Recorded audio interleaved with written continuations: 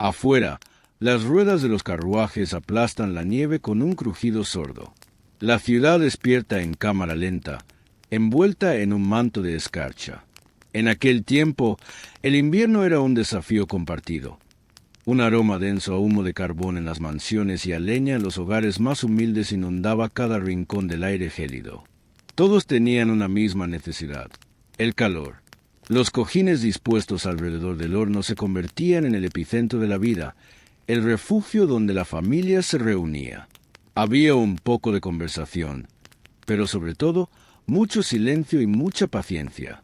El invierno otomano tenía esa extraña forma de congelar el mundo para obligar a la gente a acercarse. Hoy, basta con tocar un botón para sentir el calor.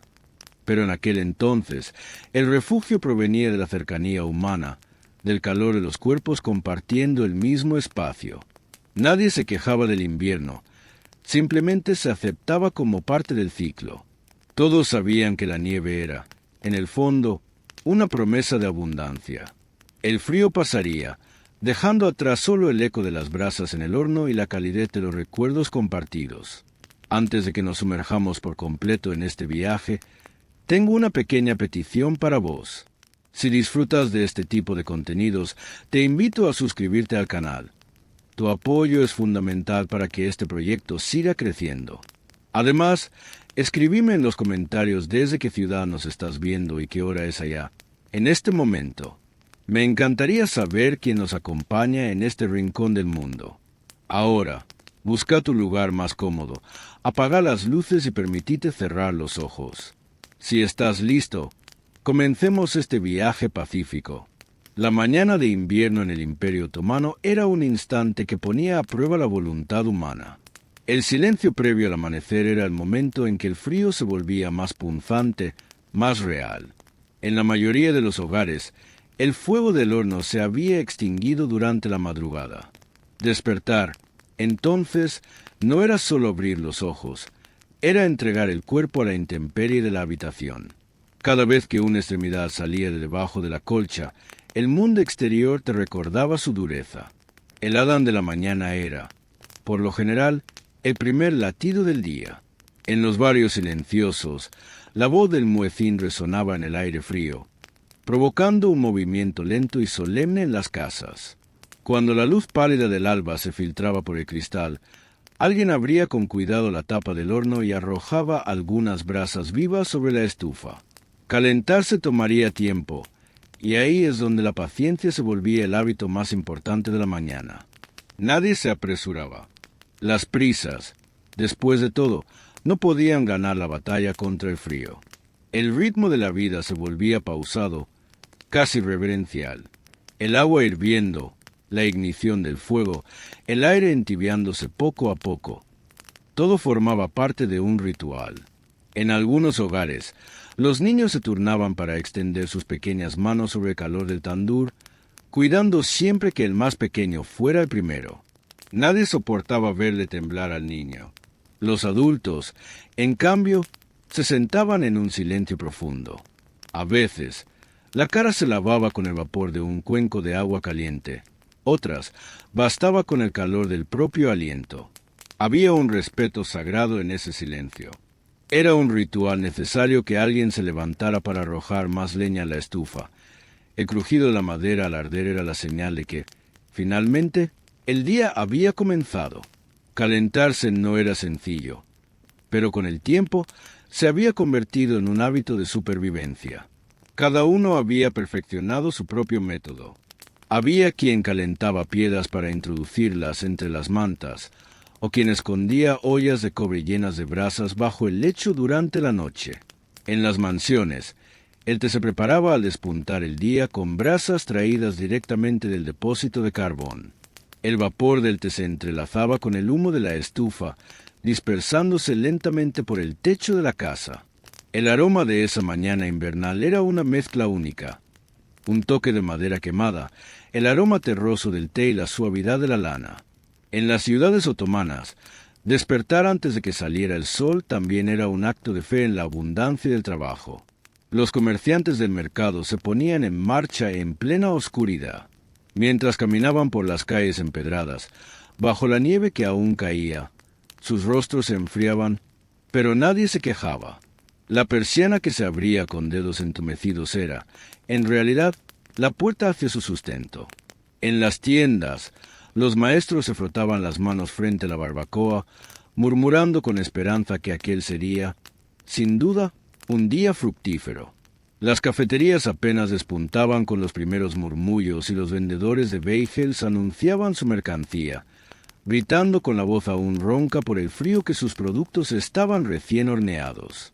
En las casas, las mujeres despertaban bajo el mismo manto de escarcha. Lo primero era siempre hervir el agua. En aquella mañana de invierno, una jarra de agua tibia valía oro. Incluso lavarse las manos con agua helada era un acto que requería coraje. Las jarras se envolvían cuidadosamente en paños gruesos para evitar que sus bocas se congelaran. A menudo, el agua debía obtenerse rompiendo la capa de hielo que se formaba en la superficie. Esa era la pequeña batalla cotidiana de los hogares otomanos, superar el frío antes de que la vida pudiera siquiera comenzar. Pero nadie se quejaba, pues todos comprendían que era una prueba que regresaba con cada invierno. En los pueblos, la jornada empezaba aún más temprano, bajo el cielo gris. Alimentar al ganado y despejar los cursos de agua cubiertos por la nieve era la prioridad ineludible. En algunas casas, mientras el resto de la familia se reunía junto al calor del tandor, alguien salía a la intemperie para limpiar la nieve con la pala. Ese gesto no era solo una forma de mantener el camino transitable, sino casi un deporte matutino. Frente a cada puerta crecía un pequeño montículo de nieve que aumentaba con el paso de las horas, para luego congelarse de nuevo al caer la noche. El invierno se sentía como un esfuerzo incesante, un ciclo que parecía terminar, pero que nunca se iba del todo. Incluso en los muros de piedra del Palacio Topkap, la realidad no era muy distinta.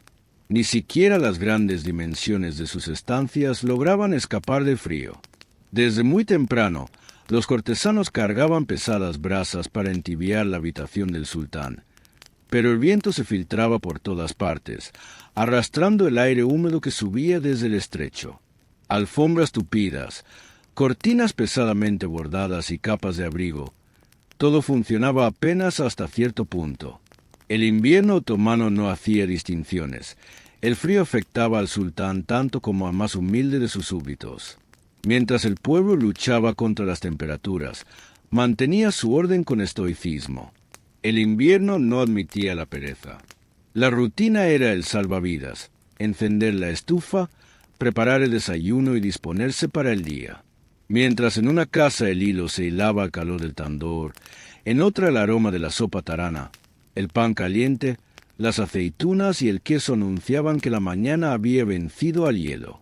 El tandor no era solo un artefacto para calentarse, era el símbolo mismo de la vida que giraba en torno al centro del hogar. A diferencia de las estufas modernas, el tandor no solo emitía calor, unía a las almas. A menudo se encontraba enterrado bajo el nivel del suelo, en el centro de la estancia. Dentro se colocaban maderas o brasas cubiertas por una capa de tierra, permitiendo que el calor se retuviera durante horas, irradiándose lentamente desde la base.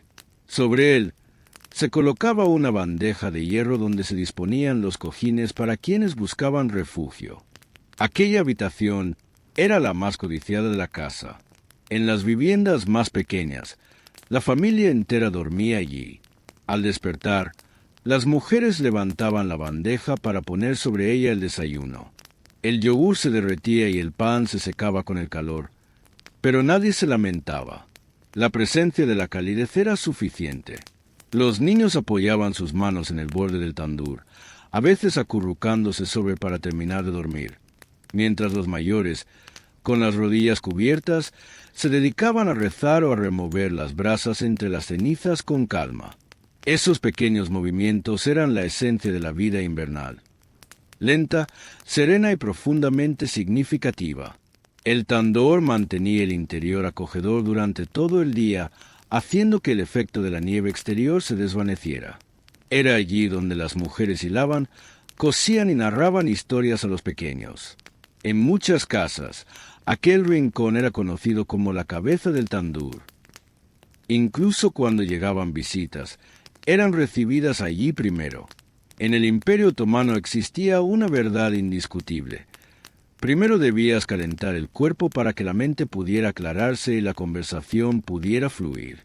En las casas del pueblo, el tandur servía tanto para calentar el ambiente como para preparar los alimentos.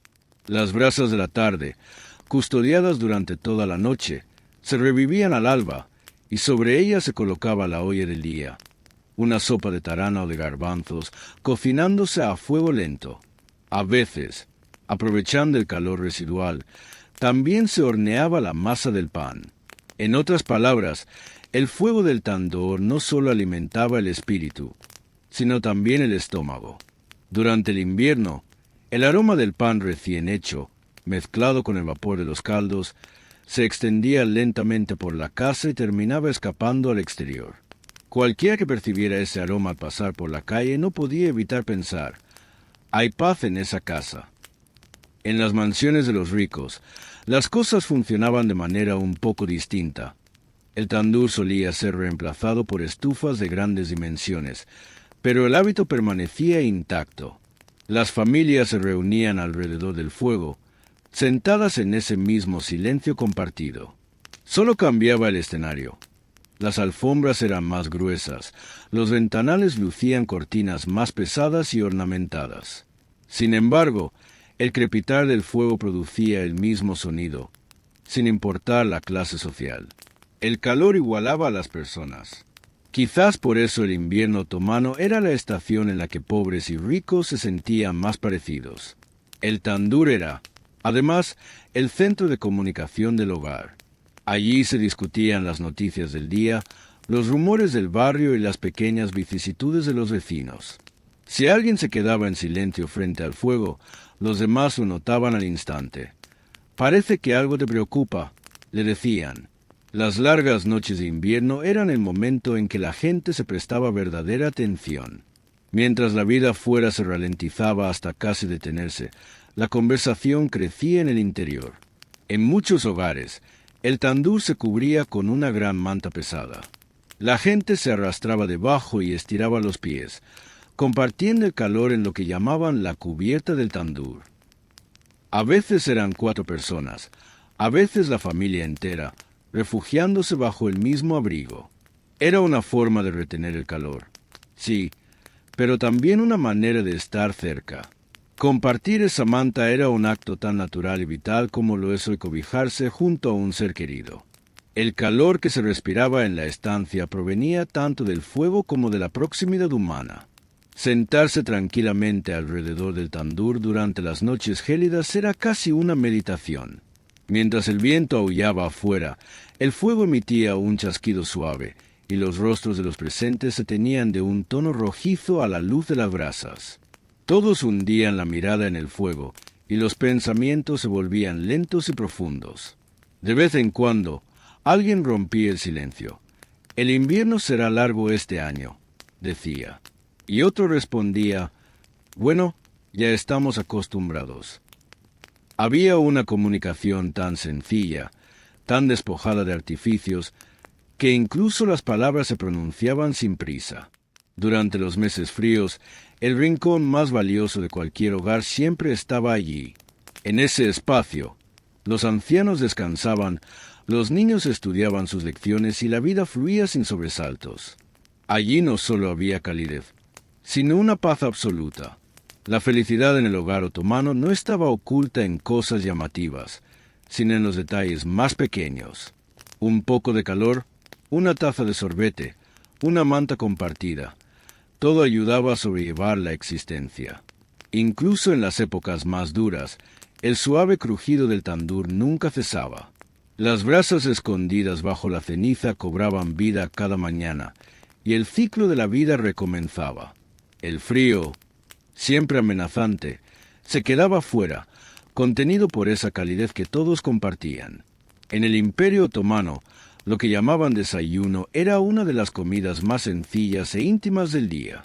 Especialmente en invierno, la mesa de la mañana era una pequeña ceremonia, pues la única manera de dejar atrás la negrura de una noche larga y helada era empezar el día, por fin, con un bocado caliente.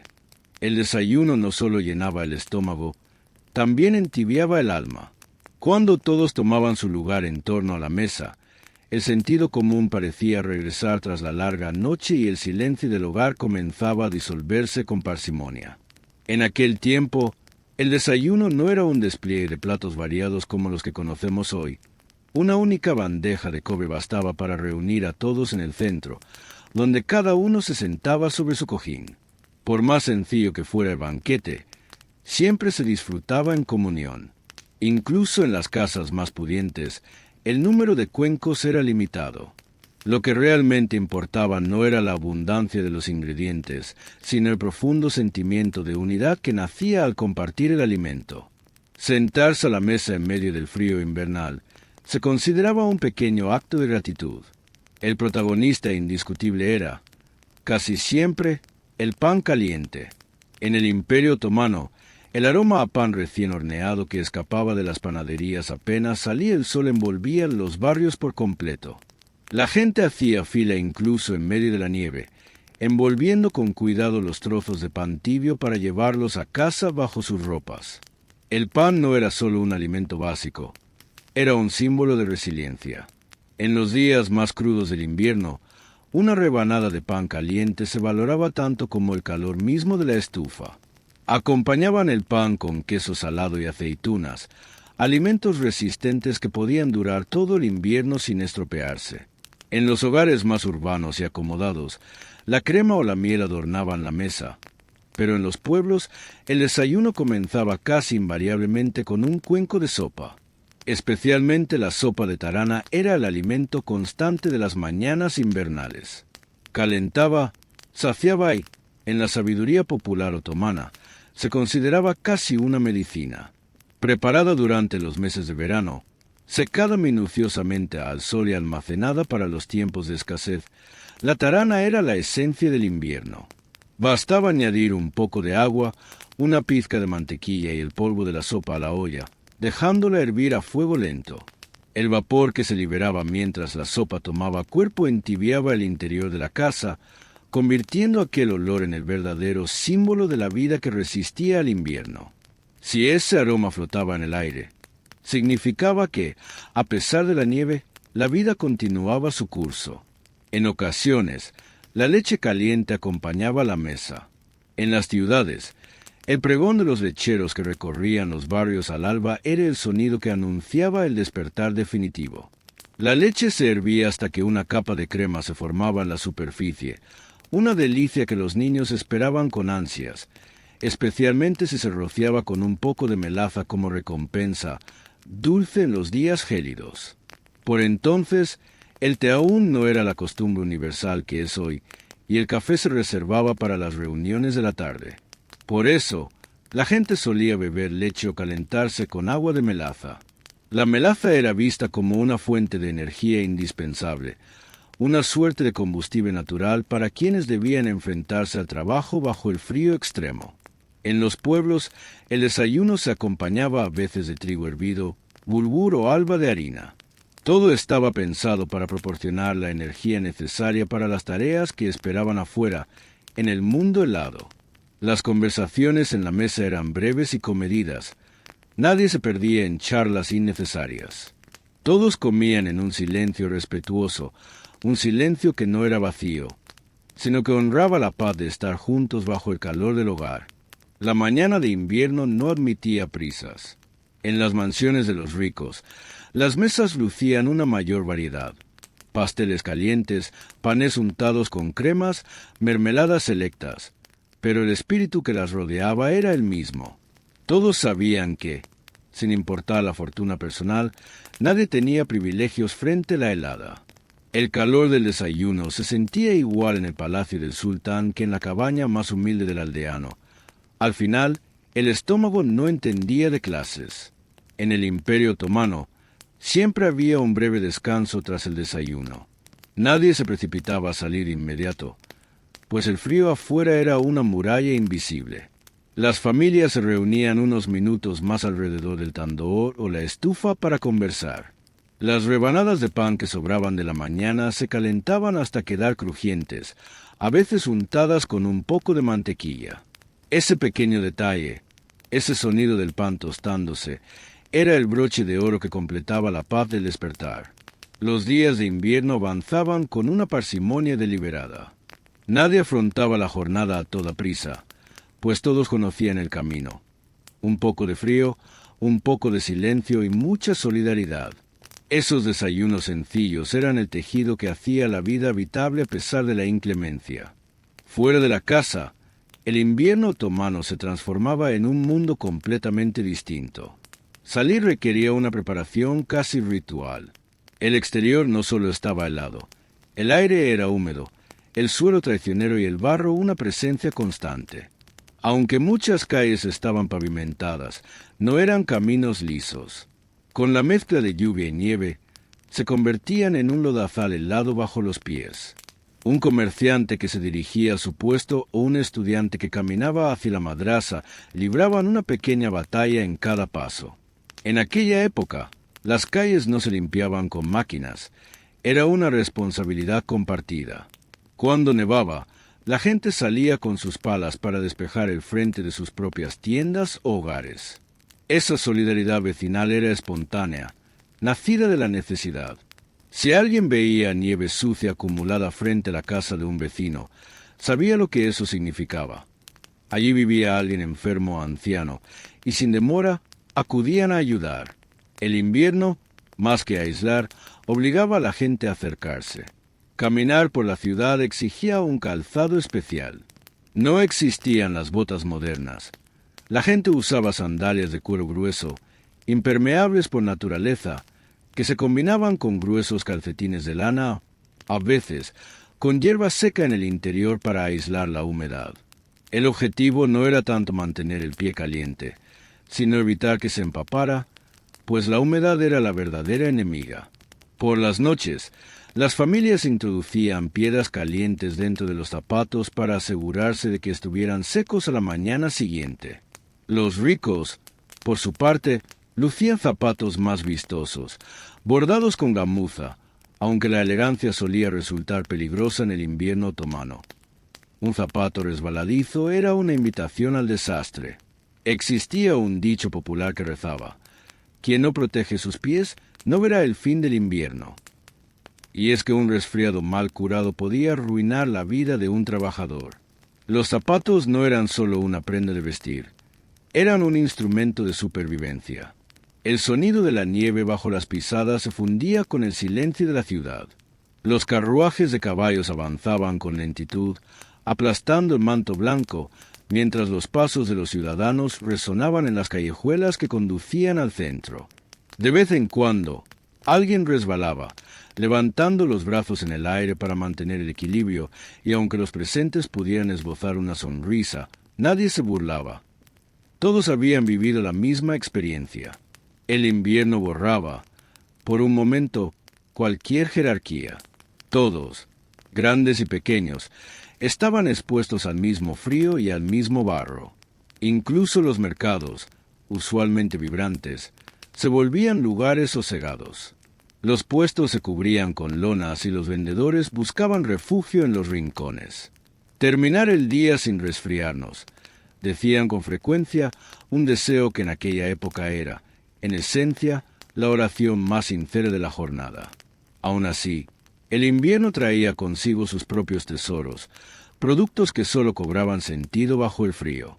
Las castañas, los rábanos, las espinacas y las cebollas se convertían en los protagonistas de los mercados. El humo que brotaba de los puestos de castañeros era el sello distintivo de las calles invernales. Aquel que detectaba el aroma del fuego sabía que, a pocos pasos, encontraría un rincón donde resguardarse. Incluso los animales que deambulaban por las ciudades buscaban su propia forma de sobrevivir. Los gatos se agrupaban en los rincones de las mezquitas, junto a las chimeneas de los baños o frente al calor que escapaba de las tiendas, mientras los perros buscaban refugio cerca de los carabasares y se levantaban cobertizos especiales para los caballos. En la sociedad otomana, proteger a los animales del frío era considerado un deber moral. Por ello, Se fundaron instituciones dedicadas a su cuidado y se disponía agua y comida en lugares designados para los seres más vulnerables. El invierno, al fin y al cabo, era una prueba no solo para los humanos, sino para toda criatura viviente. En los caminos rurales, la crudeza era mayor. A veces, la nieve permanecía intacta durante días, bloqueando cualquier salida. Nadie se atrevía a partir sin saber antes si la ruta estaba despejada. Cuando los carruajes tirados por caballos quedaban atrapados en el manto blanco, los aldeanos se reunían sin dudar para empujarlos. Aquella colaboración forzada por el clima era tan frecuente que el invierno, paradójicamente, terminaba fortaleciendo la vida social. La naturaleza imponía desafíos que nadie podía enfrentar en soledad. En las ciudades, los funcionarios municipales intentaban mitigar el caos deambulando con palas enormes para apartar la nieve hacia los bordes, aunque sus esfuerzos eran limitados. El invierno otomano siempre conservaba un aire de desorden natural, pero era un desorden lleno de armonía. La gente no combatía contra la nieve o el barro, simplemente había aprendido a convivir con ellos. Al caer la noche, las calles se vaciaban con rapidez, pues con la oscuridad el frío se volvía más punzante. Los encargados de las linternas recorrían los barrios encendiendo las luces, cuyas llamas temblaban y danzaban al ritmo de los copos de nieve. Desde lejos, la ciudad parecía un cúmulo de estrellas titilantes. Bajo esa luz tenue, nadie corría y nadie gritaba. La gente caminaba en silencio, acelerando el paso al acercarse a casa, pues entrar desde exterior se sentía como una pequeña salvación. Cada mañana el ciclo volvía a empezar. La nieve cubría de nuevo la calle y los zapatos amenazaban con mojarse otra vez. Pero nadie se cansaba del proceso, porque todos compartían la certeza de que el invierno era temporal. El frío, por más feroz que fuera, se debilitaba con cada amanecer hasta rendirse ante la primavera. Mientras tanto, cada día transcurrido en la calle templaba el carácter de las personas. Caminar por las rutas del Imperio Otomano se convertía en una lección de paciencia infinita. Incluso los bazares cambiaban de aire. El frío ralentizaba el ritmo del comercio, pero nunca lograba detenerlo. La primera tarea del comerciante al llegar era tomar la pala y despejar la entrada de su local. Aquel movimiento era el primer pulso del día, la prueba irrefutable de que la vida seguía latiendo. Si la nieve se acumulaba frente al negocio, el cliente no se detendría, por lo que limpiar la entrada no era solo una cuestión estética, sino el primer paso indispensable para asegurar el sustento. Los bazares otomanos solían estar cubiertos, lo que hacía que el invierno fuera algo más soportable que en el exterior. Lugares como el Gran Bazar ofrecían refugio, aunque los muros de piedra solo lograban retener el calor hasta cierto punto. El frío siempre encontraba la forma de filtrarse. Por eso, cada tienda contaba con su pequeña barbacoa o estufa. Desde la mañana temprano, las brasas comenzaban a arder, humeando con suavidad durante toda la jornada. Aquel fuego no era solo para templar el ambiente, sino también para mantener a punto el café que se ofrecía a quien cruzaba el umbral. La estufa del comerciante era, en sí misma, una invitación a la charla. Al entrar en una tienda, lo primero que recibía al visitante era una bocanada de aire cálido, seguida de cerca por el aroma profundo del café brotando de la cafetera de cobre. «Siéntate, toma un sorbo y entra en calor». Era la frase habitual. No se trataba de una simple costumbre, sino de una regla de cortesía esencial. Compartir café en los días de invierno no era solo un placer, sino un acto de hospitalidad para devolverle la vida a alguien castigado por la intemperie. El invierno, en el Imperio Otomano, tenía la virtud de ablandar el carácter. La mejor defensa contra el frío era sentarse, compartir el calor y conversar. Con la caída del sol, las temperaturas se desplomaban. Tras el Adán vespertino, la mayoría de los comerciantes cerraban sus persianas, apagaban las brasas de sus barbacoas y vertían las cenizas. De repente, el interior del bazar se sumía en un silencio absoluto y el eco de los pasos sobre el suelo de piedra resonaba con una claridad casi fantasmal. En esos momentos, la ciudad parecía contener la respiración, como una criatura cansada tras una larga jornada de esfuerzo. Ciertas profesiones vivían el invierno con mayor intensidad. Para herradores, leñadores y zapateros, era una época de trabajo incesante. Las herraduras de los caballos se desgastaban con rapidez y el barro devoraba el calzado. El martilleo del maestro herrero y el silbido del metal se mezclaban en el aire gélido. Mientras trabajaba, los dedos del artesano se entumecían con cada golpe, pero el ritmo no decaía. Sabían bien que, en invierno, la ganancia es hermana de la paciencia. Para los peleteros, por el contrario, era el periodo más brillante. En sus puestos colgaban pieles de zorro, marta y sable. Mientras los ricos invertían en abrigos gruesos, la gente común hallaba soluciones más ingeniosas, como descoser y dar vuelta a sus prendas viejas o superponer capas de tela. En el Imperio Otomano, vestirse por capas no era una elección estética, sino un acto de supervivencia donde la elegancia pasaba a un segundo plano. Las cafeterías se convertían en extensiones del bazar. Allí se reunían, al caer la noche, los comerciantes que no habían tenido tiempo de verse durante el día. En el centro, una tetera burbujeaba constantemente sobre el fuego. Aunque el té no era todavía la bebida omnipresente de hoy, el café y el sálep estaban siempre listos para reconfortar. Quienes entraban buscaban el alivio de desatarse las manos y dejar que el color volviera a sus rostros. Entre partidas de backgammon y narraciones de historias, aquellos pequeños rincones funcionaban como fortalezas construidas contra la helada. Los precios también sufrían los rigores de la estación. La madera, el carbón e incluso el pan se encarecían, pues el transporte se volvía una tarea titánica. Las caravanas no podían avanzar con facilidad bajo la nieve y los suministros de las ciudades se ralentizaban. Era una realidad que todos conocían y aceptaban sin sorpresa. Los comerciantes precavidos llenaban sus despensas mucho antes de que el invierno se instalara. El que entra al invierno sin estar preparado se calienta con el bolsillo, solía decirse.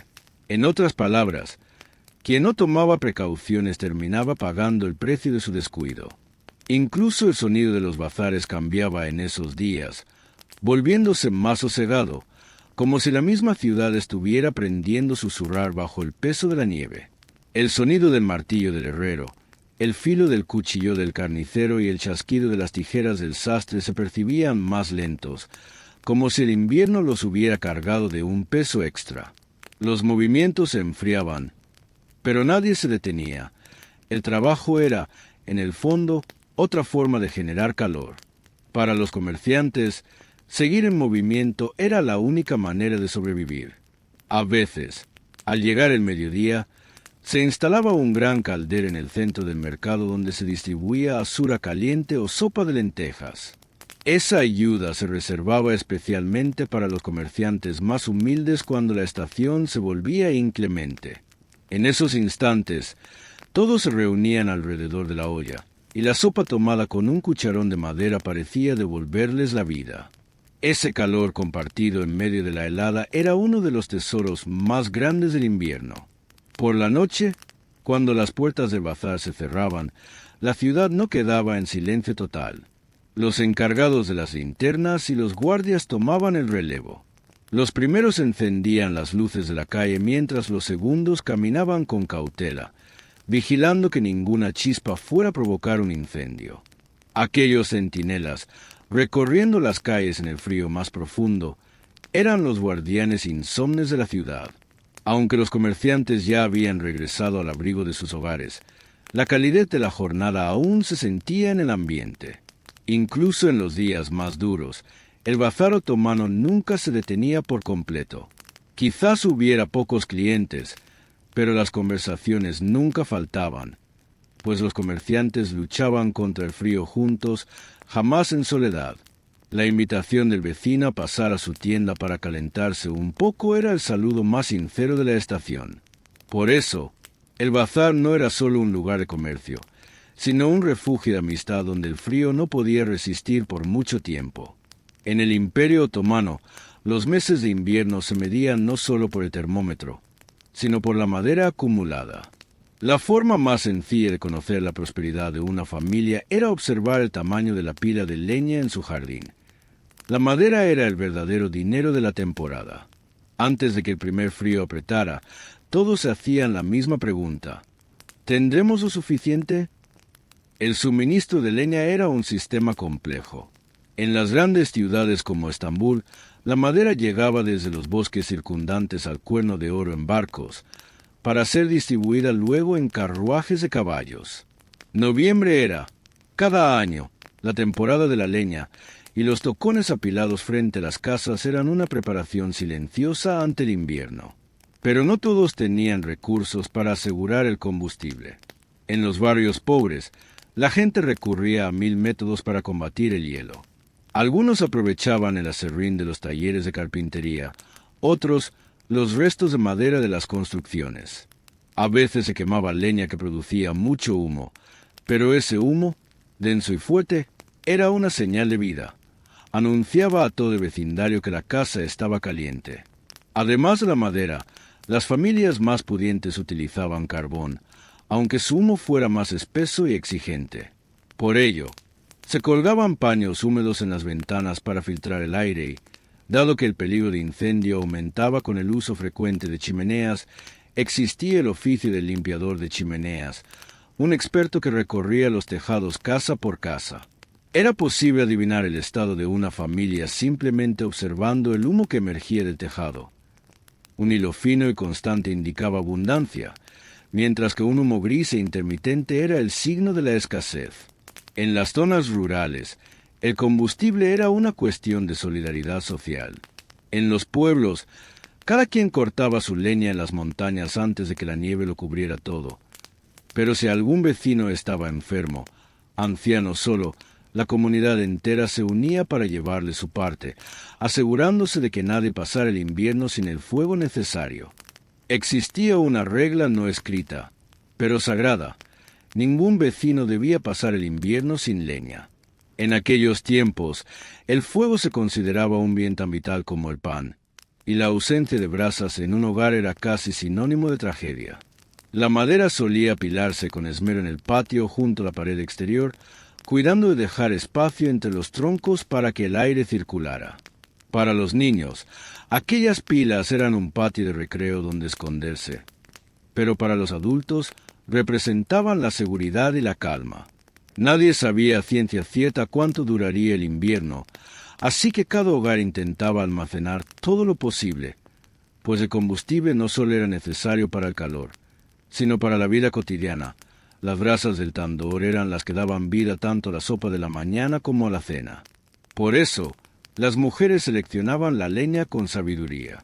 El pino, de combustión rápida, servía para avivar el fuego, mientras que el roble, más resistente, requería paciencia y ardía durante largas horas. Era un conocimiento que se transmitía de generación en generación. Incluso la ceniza tenía su valor y no se desperdiciaba. Se almacenaba cuidadosamente, pues se utilizaba en las labores de limpieza, sirviendo como lejía natural para lavar la ropa y la vajilla con gran eficacia. Se decía en las casas otomanas que si no había cenizas, no había fuego, y si no había rastro de ese fuego en la casa, la vida misma se estaba apagando. En las mansiones más grandes, existía la figura del encargado de la leña, alguien que supervisaba con rigor que madera se quemaba y cuándo, evitando el desperdicio innecesario. El carbón era más eficiente, pero su alto costo lo dejaba fuera del alcance de la mayoría, por lo que la madera siguió siendo la elección de todas las clases sociales. En los inviernos especialmente duros, la administración otomana permitía la tala controlada en ciertos bosques para aliviar la carga de las familias, una medida que salvó innumerables vidas. En los barrios más humildes, los municipios solían distribuir ayuda energética consistente en madera, carbón y velas, pues la luz, durante las interminables noches de invierno, era tan necesaria como el calor. Sí, a pesar de todo, una familia se quedaba sin leña. La solución siempre estaba en el vecino. Pedir un poco de brasa era una forma de solidaridad profunda y silenciosa. Se transportaba en un cubo, con ella se encendía el nuevo fuego. Todos comprendían que compartir el fuego no lo agotaba, sino que, de algún modo, lo multiplicaba. Hoy nos basta con presionar un botón para sentir el calor. Pero en aquel entonces, cada grado de temperatura era fruto del esfuerzo. Detrás de cada chispa había una historia de trabajo.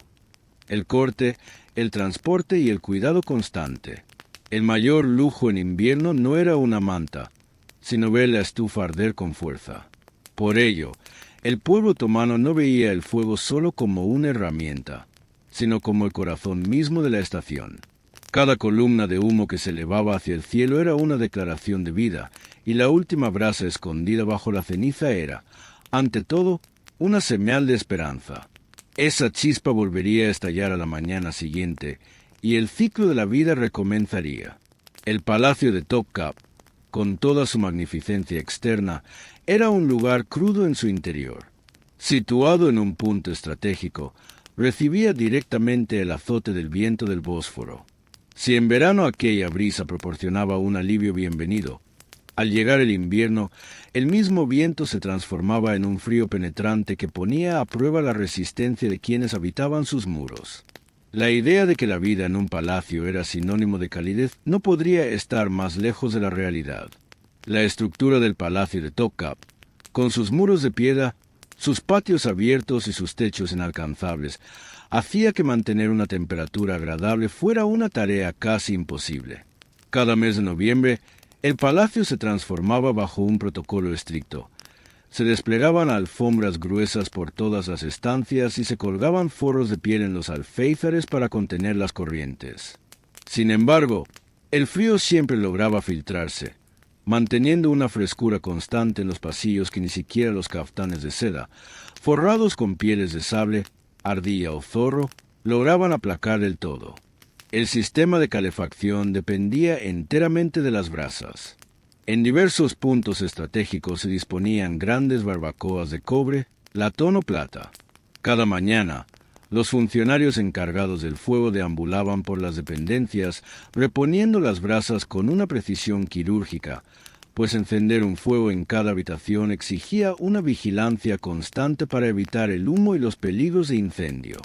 Junto a cada brasero se apostaba un oficial, un vendedor de barbacoa cuya única misión era cuidar de que el fuego no se apagara, removiendo las cenizas con una pala de plata cuando el calor empezaba a flaquear. Los grandes salones, como el Consejo Imperial, se mantenían deliberadamente fríos. Aquel rigor no era casual. Se creía que el clima gélido ayudaba a mantener la disciplina de los funcionarios durante las largas jornadas de negociación, evitando que la comodidad los volviera complacientes. Sin embargo, las estancias privadas del sultán, el harén y el sofá uncar eran una excepción. Allí, la calefacción se tomaba con seriedad. Se colocaban capas de alfombras superpuestas y cortinas espesas que bloqueaban tanto la luz como el viento. Las mujeres del harén se envolvían en pieles, buscando el refugio que los muros de piedra les negaban. El corazón palpitante del palacio en invierno era, sin duda, la cocina.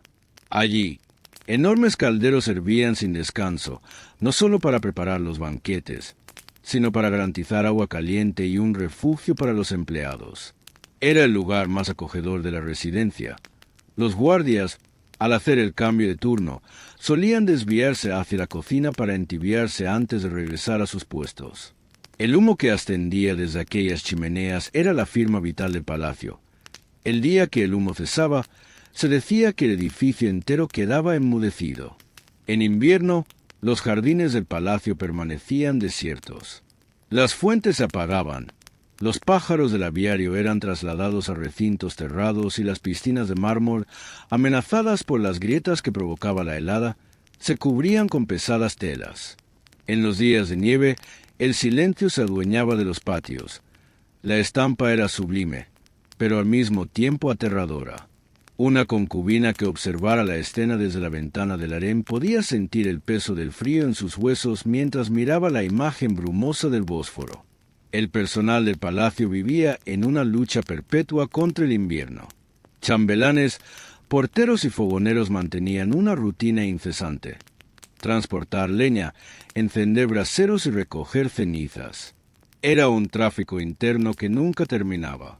A menudo, los fogoneros se cruzaban en los pasillos oscuros, y el único resplandor que iluminaba su camino era el brillo rojo que emanaba del cubo de brasas en sus manos. Aquellos pequeños destellos eran, en la oscuridad del palacio, las verdaderas lámparas de la vida nocturna, recordatorios de que, incluso en el lugar más magnífico del mundo, la vida dependía de mantener viva una chispa de fuego. El sultán rara vez abandonaba los patios interiores del palacio durante los meses de invierno. Cuando el tiempo se volvía inclemente, incluso los asuntos de Estado se trasladaban al sofá privado del monarca. Sin embargo, en los días de tregua, se permitía breves paseos por el jardín del harén, siempre envuelto en capas gruesas y suntuosas.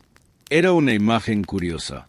Los funcionarios que escoltaban al sultán cargaban braseros portátiles para rodearlo de un halo de aire caliente, una suerte de sistema de calefacción móvil que le permitía desafiar la helada.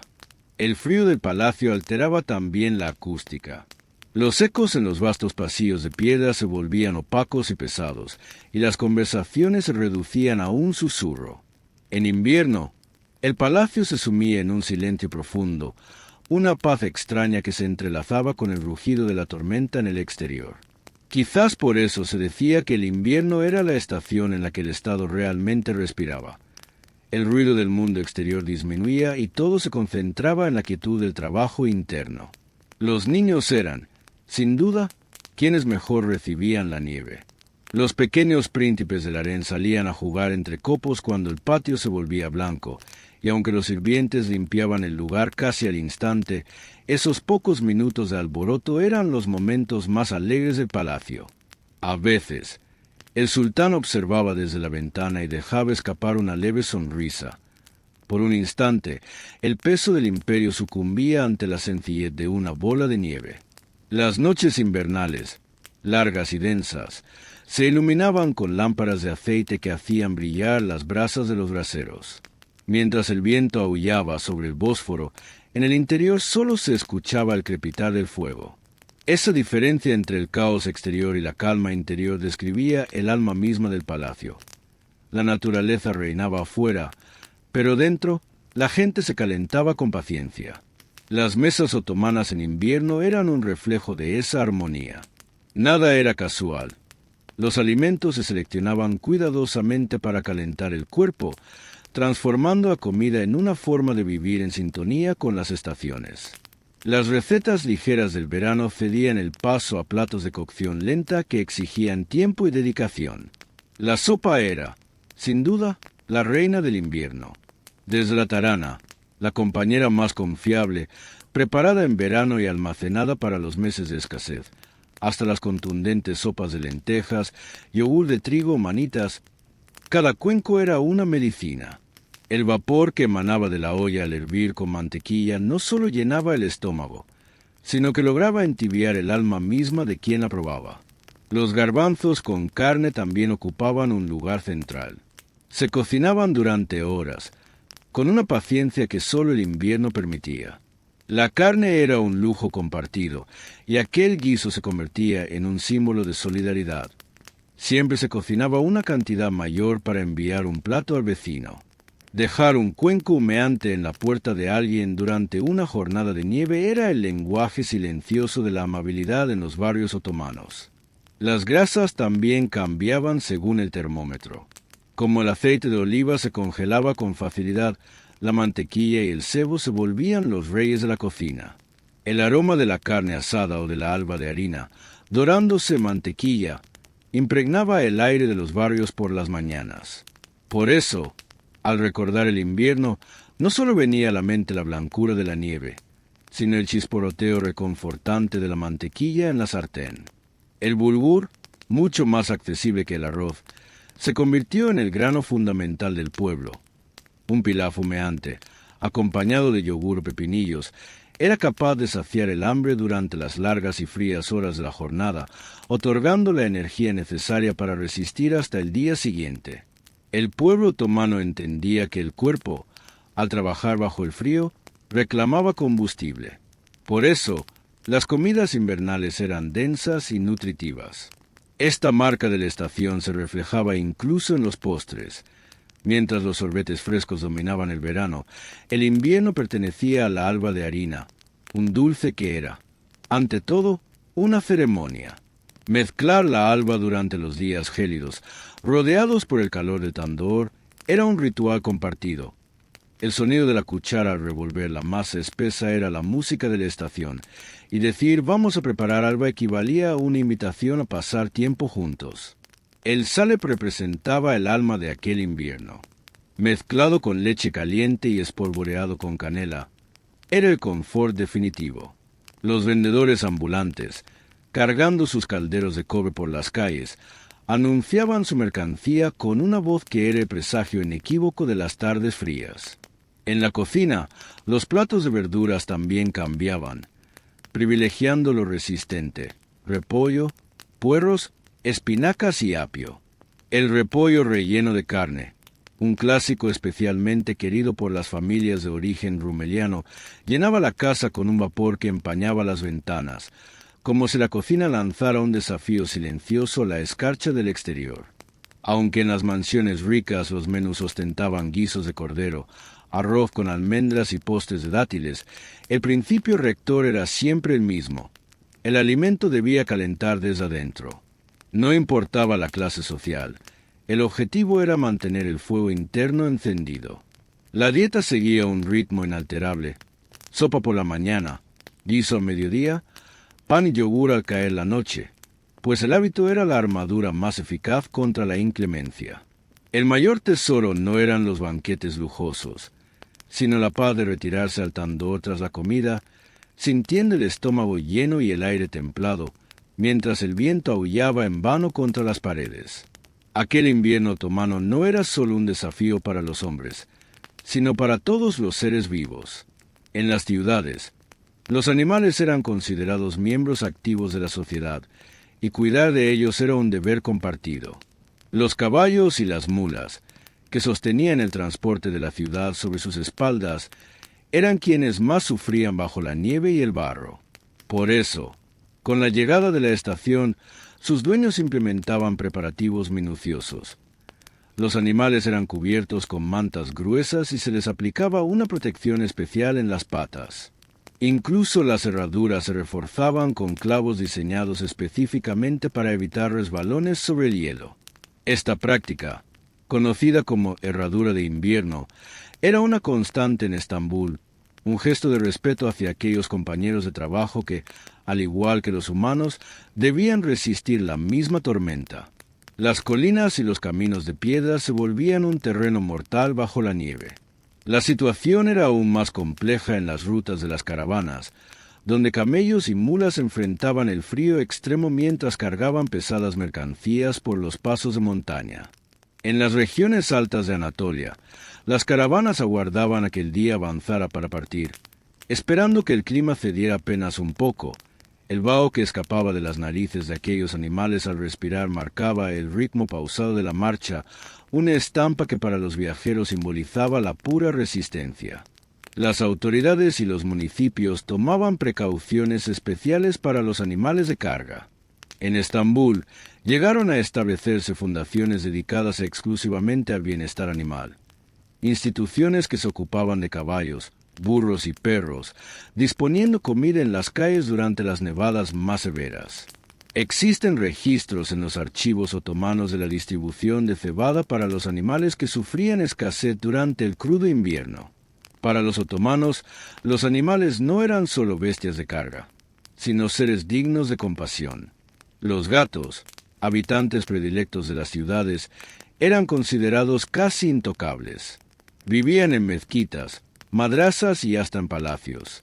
Al llegar el frío, era costumbre ver alfombras viejas extendidas frente a las puertas con pan o hueso sobre ellas. En el interior de las mezquitas, especialmente cerca del altar, se reservaban rincones cálidos para ellos. Incluso en los sermones, los imanes recordaban a los fieles: no molestes al gato, es un invitado de Dios. Aquellos gatos durmiendo plácidamente en los rincones sagrados eran el testimonio más claro de la misericordia otomana. Los perros, por su parte, Eran los guardianes de los barrios. Cada sector tenía sus propios canes, a quienes los vecinos trataban no como extraños, sino como parte de la comunidad. Los carniceros separaban restos de carne para ellos y los panaderos dejaban pan seco en las puertas. En ciertos periodos, los municipios incluso regularizaron esta asistencia, demostrando que el amor otomano por los animales no era solo un sentimiento pasajero, sino un sistema organizado. En los pueblos, los animales compartían el refugio del hogar. A menudo, los establos se encontraban detrás de la casa o incluso bajo el mismo techo. El calor que emanaba el ganado y el aliento de las cabras ayudaban a mantener templado el aire entre las paredes, creando una simbiosis necesaria para sobrevivir. Al despertar, lo primero que hacía la gente era revisar a sus animales, pues eran compañeros de subsistencia y de vida. Incluso las aves recibían cuidados especiales. Las casas para pájaros construidas en las fachadas de las casas y las paredes de las mezquitas eran pequeños refugios arquitectónicos.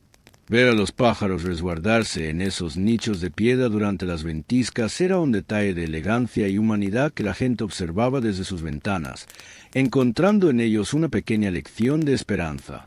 En algunas mezquitas, los funcionarios distribuían sustento para las aves espolvoreando trigo sobre las cornisas. Se creía que alimentar a un ave hambrienta era una acción de una nobleza inmensa. Abundan las historias de cómo, incluso en los días más gélidos, los animales no quedaban a su suerte en el Imperio Otomano.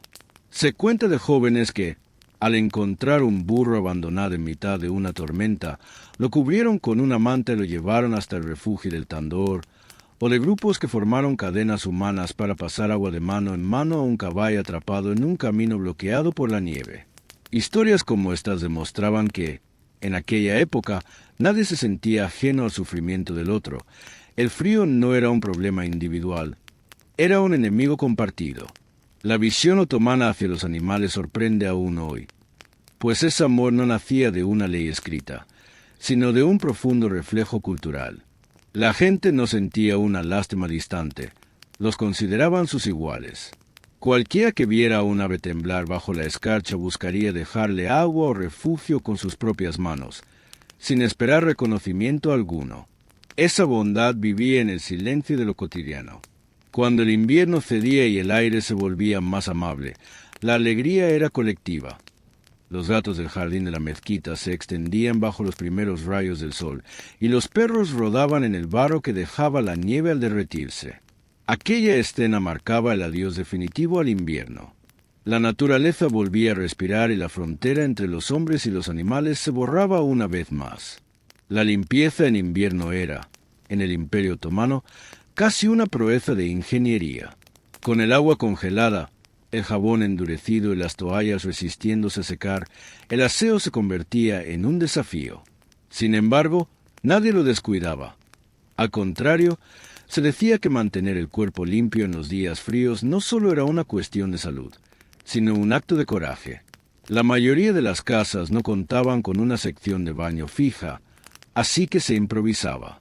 La caldera se hervía aparte y se instalaba un rincón de lavado temporal, preferiblemente cerca del calor del Tandor. Cuando el vapor del agua caliente se mezclaba con el ambiente de la casa, todos respiraban hondo. Ver agua humeante en pleno invierno era considerado un pequeño pero inmenso lujo. Pero el verdadero corazón de la limpieza era el baño público. En el Imperio Otomano, el baño no era solo un lugar para lavarse, sino un centro de vida social. Especialmente durante los meses de invierno, los baños rebosaban de gente, pues era casi imposible calentar agua suficiente en los hogares particulares. Con cientos de baños solo en Estambul, había al menos uno en cada barrio, convirtiéndose en el destino obligado una vez por semana. El personal comenzaba su labor antes del amanecer, pues calentar la estructura requería horas. Los hornos conocidos como kulan, construidos bajo las grandes estancias, se encendían temprano para enviar vapor caliente a través de las tuberías. Aquel vapor golpeaba las paredes de piedra, mezclándose con la humedad para crear un calor envolvente que se filtraba en cada rincón. Cualquiera que cruzara el umbral del baño olvidaba al instante la nieve que acechaba afuera. El vaho cubría las ventanas, la luz se volvía difusa y hasta la propia respiración parecía ralentizarse, sumiendo a los presentes en un estado de calma absoluta. No encontrarías refugio similar en ningún otro rincón del mundo en medio de aquel invierno. La limpieza era un ritual sagrado. Primero, uno se sentaba sobre la piedra ardiente para relajar cada músculo, luego venía la exfoliación y la espuma generosa del jabón. Los jabones de invierno solían elaborarse con aceite de oliva, aromatizados con lavanda o geranio, cuya fragancia no solo limpiaba la piel, sino que levantaba el espíritu.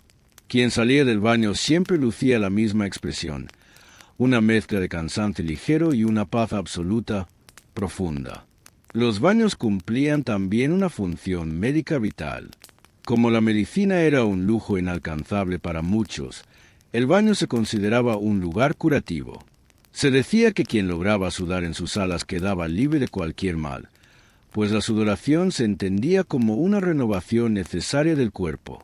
Quienes sufrían de resfriados acudían allí, buscaban una limpieza profunda y luego se envolvían en mantas gruesas para regresar a casa.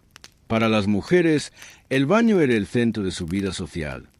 Allí llevaban a sus hijos, comida y sus labores de costura, pasando horas entre vapores, encajes y conversaciones que hacían olvidar, aunque fuera por un momento, la crudeza del mundo exterior.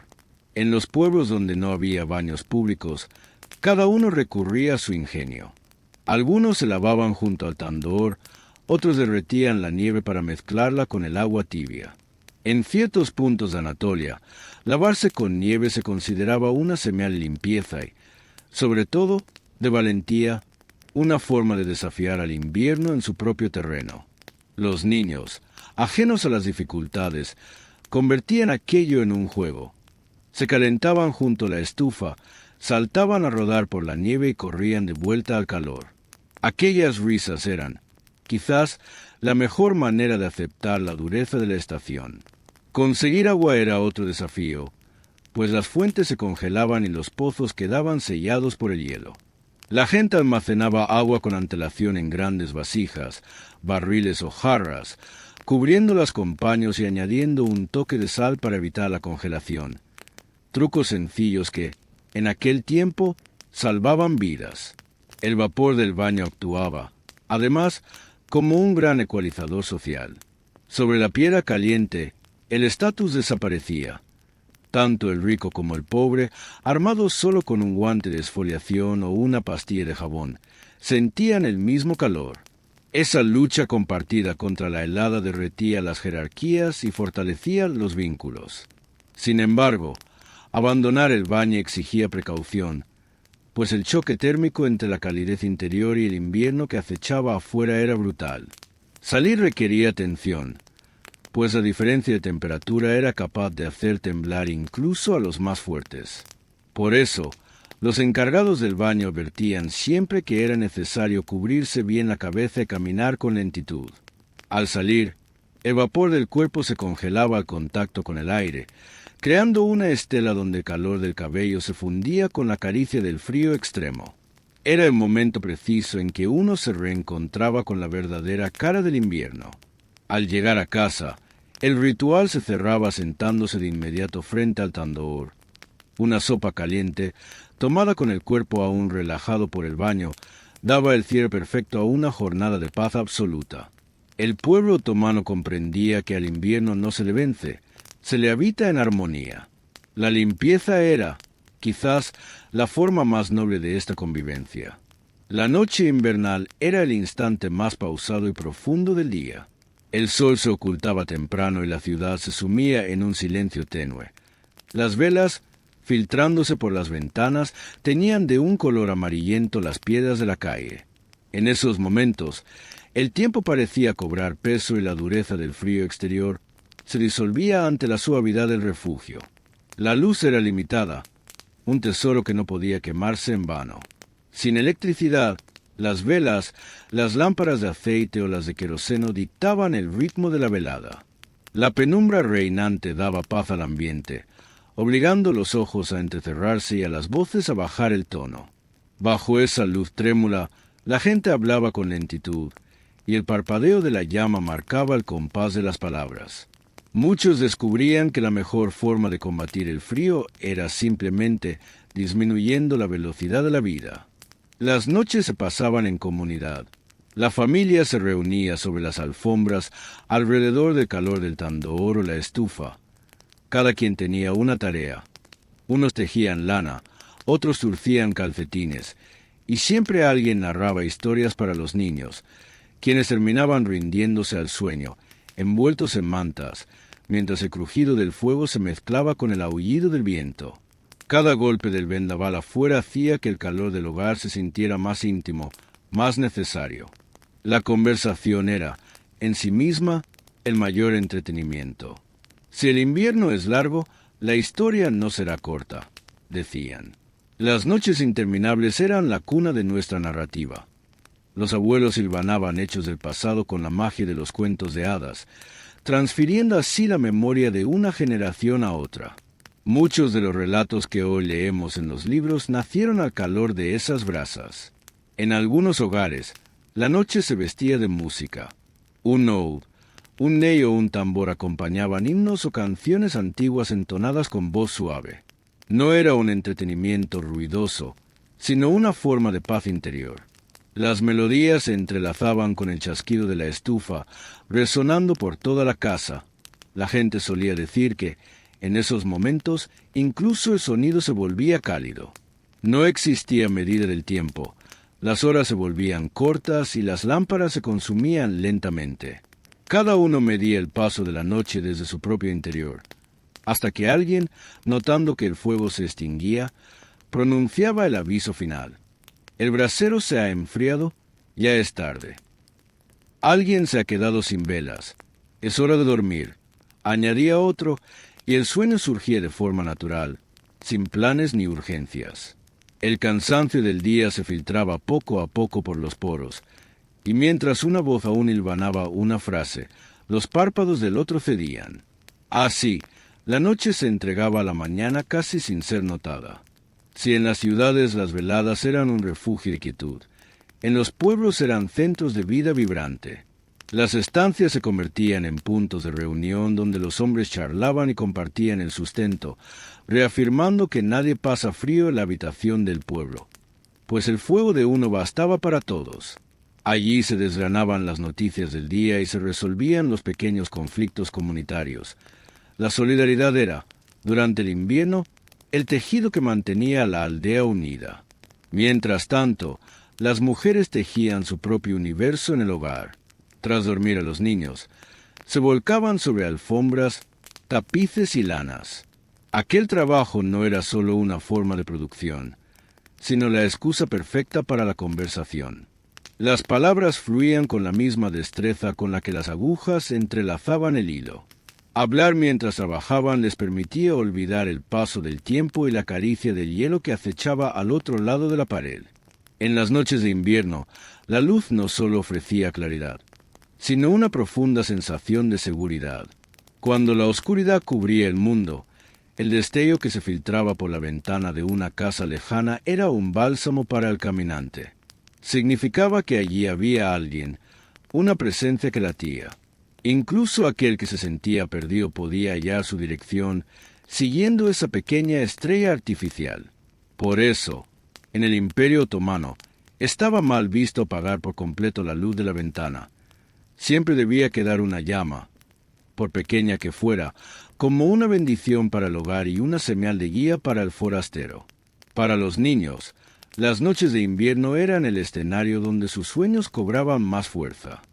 Aunque el mundo exterior se detuviera bajo el manto de nieve, la mente se tornaba inmensa, convirtiendo la ciudad en un cuento de hadas. Uno colocaba una castaña en la estufa, cerraba los ojos y, entre sueños y brasas, encontraba una paz inmensa, un momento en el que todos se volvían hacia su interior. Pero nadie se sentía solo. Sin embargo, el invierno otomano también traía consigo el desafío de la enfermedad. Con el descenso de la temperatura, la tos y el malestar se hacían presentes tras las paredes de las casas. En aquel entonces, no se decía que alguien se había resfriado, sino que el invierno lo había tocado, otorgando a la enfermedad un sentido de respeto ante una fuerza natural ineludible. Cuando la salud flaqueaba, no se buscaban farmacias, sino los sabios consejos de los herbolarios. Sus estantes, repletos de plantas, raíces, aceites y polvos aromáticos, eran el dispensario del barrio. El jengibre, la canela, el tilo, el clavo y el comino negro eran las líneas de defensa más valiosas. El tilo, en particular, era un aliado sagrado. No solo se consumía como infusión reconfortante, sino que también se utilizaba en vaporizaciones, convirtiendo el aire húmedo de la habitación en un aliento medicinal que combatía el frío desde la raíz. Se creía firmemente que los vapores del tilo tenían la virtud de romper el invierno del hígado, disipando la frialdad que se acumulaba en el organismo. La medicina casera era la primera línea de defensa. Una mezcla de miel y limón guardada en frascos de vidrio, jugos de cebolla para el resfriado, gachas de ajo aplicadas en el pecho. Para los oídos modernos, estas prácticas pueden sonar sencillas, casi rudimentarias, pero en aquel tiempo funcionaban gracias a una fe inquebrantable. La medicina y la plegaria eran, en el mundo otomano, dos hilos de una misma trama. Mientras el enfermo buscaba la sanación en la naturaleza, también oraba, pues se creía que el remedio sanaba el cuerpo mientras la fe restauraba el alma. El reumatismo, ese enemigo feroz de los huesos, se trataba con el calor seco de ladrillos o piedras calentadas al fuego, envueltas en tela y aplicadas directamente sobre el dolor.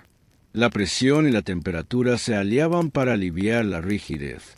Asimismo, las gachas de mostaza en polvo, de aroma penetrante y amargo, provocaban una sudoración intensa que, según el saber popular, expulsaba el dolor y devolvía el equilibrio al cuerpo. Para el otomano, el sudor era siempre el heraldo de la recuperación. El término sorbete en invierno trascendía el concepto de una bebida dulce. Era, a menudo, una medicina líquida. El sorbete de clavo y canela se tomaba para calentar la sangre y suavizar la garganta irritada, mientras que el jengibre era el remedio predilecto de las noches más largas. La tradición del sudar con sorbete consistía en ingerir estas mezclas, cubrirse con mantas pesadas y esperar a que el calor interno expulsara la enfermedad. En los hogares, las figuras de las médicas o sanadoras locales eran esenciales. Conocían las raíces, los aceites y los polvos, y sabían que, al hervir una bolsa de hierbas, la oración debía acompañar siempre el proceso. Los baños públicos, o hammams, funcionaban como centros de fisioterapia. Un resfriado severo se combatía entrando en sus salas, sudando sobre la piedra ardiente y saliendo luego envuelto en lanas gruesas para no perder el calor. Se decía que el frío que no se eliminaba mediante el sudor acababa por instalarse en el hueso, volviéndose crónico. El cuidado de los niños era una tarea sagrada, pues existía la convicción de que enfriar a un niño era enfriar el futuro. Se protegían las cunas con telas pesadas para crear microclimas cálidos, y se colocaban ladrillos tibios a los pies de los bebés para que, bajo sus calcetines de lana, el sueño fuera seguro y constante. Durante las epidemias, la solidaridad vecinal se volvía una ley no escrita. Si una familia entera caía enferma, los vecinos se encargaban de llevar sopas de lentejas o tarana a su puerta. Estas ollas, entregadas como ofrenda de salud, nunca se devolvían vacías, pues eran el vehículo de la esperanza y el deseo de pronta recuperación. Los sabios otomanos advertían que el frío no solo dañaba el tejido humano, sino que amenazaba con congelar la esperanza misma si penetraba en el corazón. Por ello, curar a un enfermo requería tanto de infusiones como de consuelo. Una visita breve, una oración silenciosa y un saludo cargado de afecto formaban parte del tratamiento. La enfermedad se afrontaba con una mezcla de respeto por los ciclos de la naturaleza y una fe inamovible en la comunidad. Incluso en las regiones más remotas, el ingenio humano transformaba la nieve en base para medicinas, demostrando que, mientras hubiera un hilo de vida en la última brasa, el invierno jamás tendría la victoria final. Se creía que el frío de la nieve confería a las plantas una energía invernal especial, por lo que muchas mezclas curativas se preparaban prensándolas en agua fría, un remedio que se utilizaba, sobre todo, para reducir la fiebre. En la cosmovisión otomana, la naturaleza era, simultáneamente, la causa de la dolencia y el origen de su cura. Junto a esto, la protección espiritual era un pilar fundamental. Cuentas azules en las puertas y amuletos al cuello de los niños no eran meros adornos, sino una defensa necesaria contra las malas energías que, según se pensaba, acompañaban al invierno. La sanación, por tanto, debía ser un proceso de purificación tanto del cuerpo como del espíritu. El indicador definitivo de que la salud regresaba era siempre el mismo, el retorno del apetito. Que el enfermo preguntara por el aroma de la sopa caliente era motivo de celebración en todo el hogar, pues en el Imperio Otomano la salud se medía, literalmente, por el deseo de volver a comer. El invierno otomano era, ante todo, una lección de paciencia que ralentizaba el curso de la vida. Al no existir relojes en todos los hogares, el tiempo se medía a través de los ciclos de la naturaleza. El ángulo del sol, el murmullo del viento o la vida menguante de las brasas en el tandor servían como indicadores. Si la brasa se tornaba ceniza, era señal de medianoche. El canto del gallo en los pueblos o el eco del primer Adán en la ciudad marcaban el inicio de un nuevo día en la oscuridad.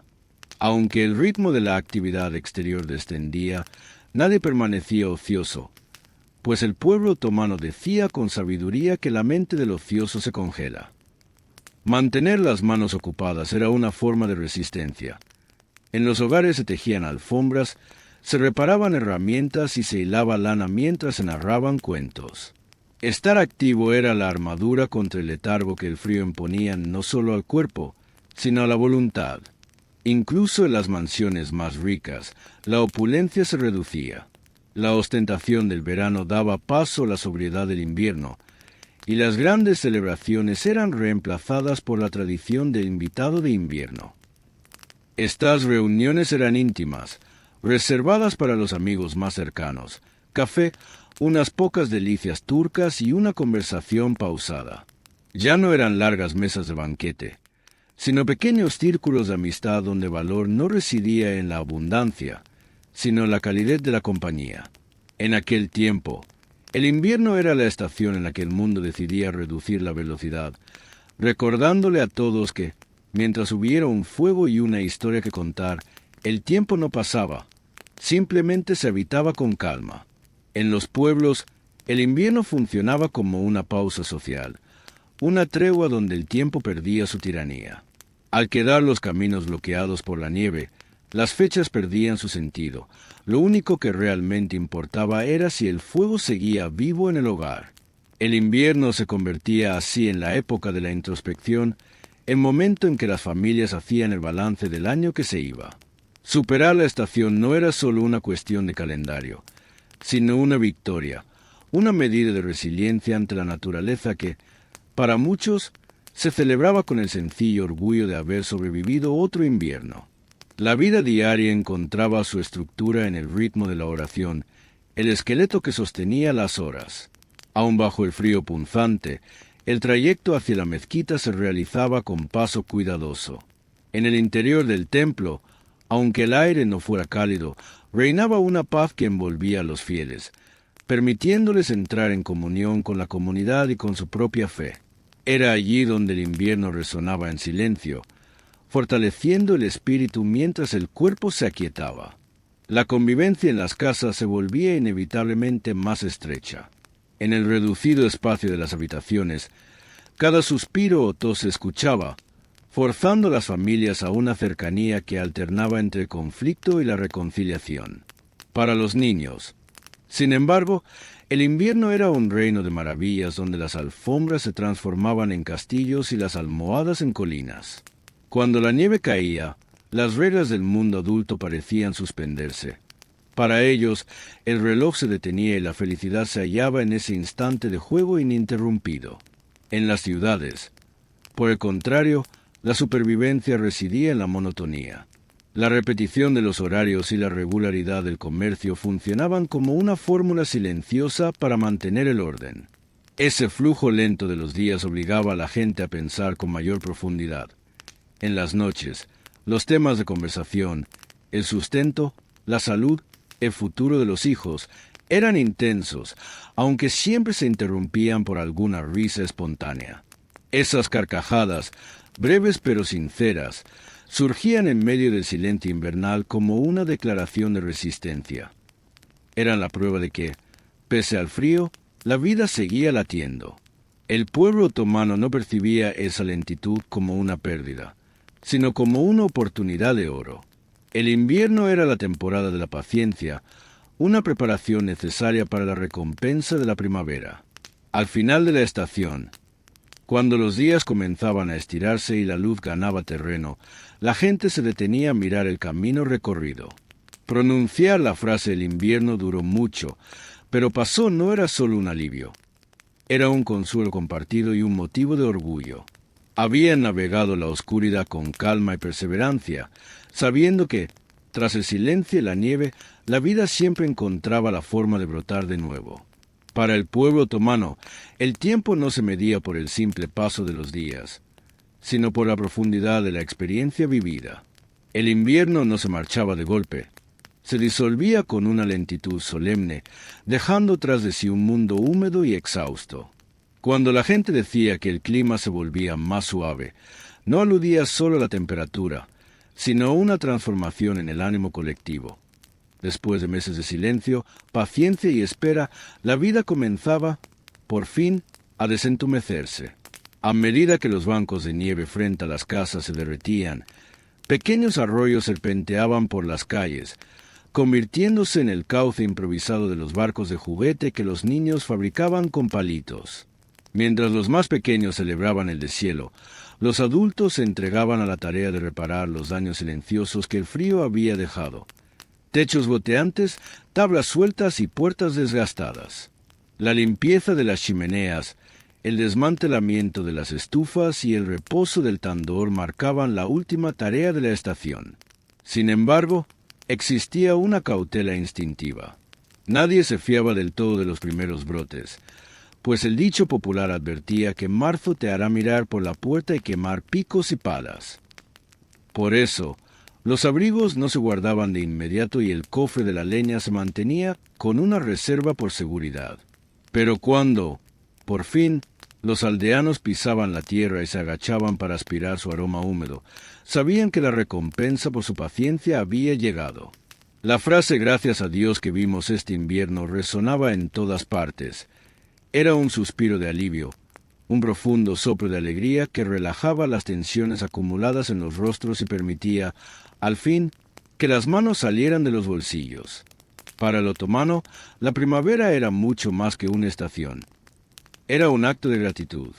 En las mezquitas, los imanes reemplazaban las oraciones por la lluvia con plegarias de agradecimiento, entendiendo que si la nieve había sido una forma de misericordia, el sol era su sonrisa definitiva. Los patios de las mezquitas, antes cubiertos por la nieve, se llenaban ahora de charcos donde los niños celebraban el fin del encierro. Incluso dentro del palacio de Topkap, el protocolo se transformaba. Se descorrían las pesadas cortinas del harén, se abrían las ventanas y se despojaba al mobiliario de las pieles protectoras. El sultán retomaba sus paseos por los patios, mientras en los jardines se colgaban las jaulas de los ruiseñores y se plantaban los primeros tulipanes. El tulipán, más que una flor, era un símbolo sagrado de renacimiento. Verlo florecer era un acto de adoración, la confirmación de que el ciclo se había completado. Con la llegada de la limpieza general de las ciudades, el invierno se convertía en un recuerdo desvaído, dejando tras de sí la certeza de que la paciencia siempre encuentra su primavera. La tradición conocida como la escoba de primavera era mucho más que una limpieza profunda. Era un rito de purificación. Al eliminar el polvo, el hollín y el humo acumulado tras meses de encierro, las familias no solo renovaban sus hogares, sino que se liberaban del peso simbólico que el invierno había depositado sobre sus hombros. La limpieza, en la cultura otomana, era la antesala necesaria de la frescura. Era el acto de despejar el escenario para la vida que volvía a brotar. En esos últimos días de la estación, Los encuentros en la calle tenían un matiz distinto. Al cruzarse, las miradas no solo se saludaban, se reconocían. Todos habían compartido la misma temporada de prueba, la misma paciencia impuesta por la escarcha. Ver que la chimenea del vecino finalmente dejaba de humear era un alivio colectivo, una señal de que el peligro había pasado. La supervivencia se revelaba entonces como una alegría sencilla, profunda y compartida. Poco a poco, el ritmo cambiaba. Las lámparas se encendían más tarde, el fuego en la estufa se volvía apenas un murmullo. Casi sin notarlo, el invierno se iba retirando. No obstante, la estación dejaba su huella. Una grieta en la piel de las manos, el rastro de hollín en la memoria y una dosis extra de paciencia grabada en el corazón. El pueblo otomano comprendió que el invierno no era un tiempo perdido, sino una lección magistral. Cuando la nieve se borraba por completo, la ciudad recuperaba sus sonidos. Los pájaros, el bullicio de los mercados, el amasado de la masa. Pero nadie se apresuraba. Habían aprendido la gran lección del frío, que todo tiene su tiempo, que incluso el calentamiento, la espera y el renacimiento obedecen a un orden natural. Los mayores, sentados frente a sus casas, levantaban la cabeza ante el sol naciente y sonreían con la sabiduría de quien sabe que la tormenta, aunque hermosa en su dureza, ha terminado. Habían aprendido a amar el silencio y a valorar la resistencia. Por eso, al guardar el tandor, no lo hacían con olvido, sino con la discreción de quien esconde las brasas, sabiendo que el mundo, en su ciclo infinito, volverá a enfriarse algún día. No había quejas ante el frío ni prisa por el deshielo.